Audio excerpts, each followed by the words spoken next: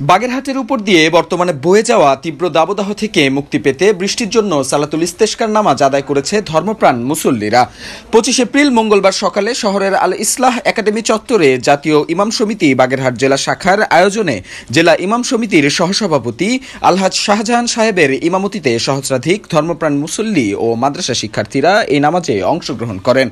এ সময় নামাজ শেষে তীব্র দাবদাহ থেকে বাঁচতে বৃষ্টির জন্য বিশেষভাবে হাত উঁচিয়ে চোখের পানি ফেলে মহান আল্লাহর দরবারে প্রার্থনা করেন নামাজ পড়তে আসা ধর্মপ্রাণ মুসল্লিরা।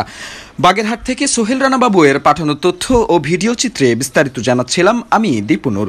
রূপান্তর সংবাদ নিউজ ডেস্ক।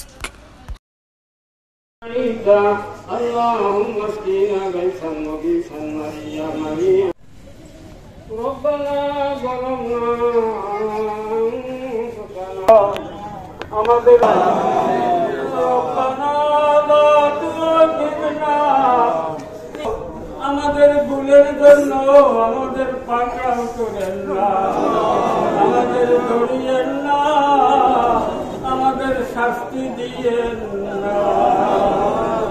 রব্বানা ওয়ালা তাহমিল আলাইনা ইসরান কামা হামালতাহু